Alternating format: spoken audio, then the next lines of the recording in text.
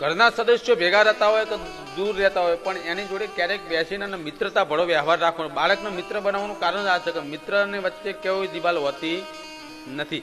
બાપની દીકરા વચ્ચે દિવાલ હોય પણ જ્યારે બાપ અને દીકરો બે મિત્ર બની જાય ત્યારે કોઈ દિવાલ રહેતી નથી. જ્યારે માન દીકરી વચ્ચે દિવાલ હોય પણ માન દીકરી જ્યારે સખી બની જાય ત્યારે કોઈ દિવાલ રહેતી નથી.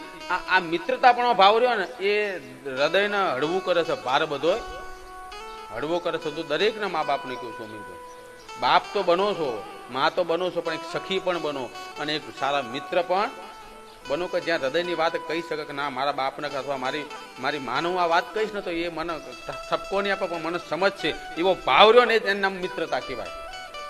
કંઈક રસ્તો નીકળશે એવો વિશ્વાસ રહ્યો એનું નામ મિત્રતા કહેવાય. એટલે મિત્રતા રાખવી, બાપ પણ નહીં રાખવું, એકદમ મજબૂતાઈ વાળું. આ એક આંખ રાખવાની લાલ ના નથી અમીર, પણ એક આંખથી એક મિત્ર ભાવ પણ રાખવાનો એટલે એને વિશ્વાસ વળે. અને બંને જે વસ્તુ આવડી જાય ને એના ઘરની અંદર આવી પરિસ્થિતિ ઊભી થતી નથી.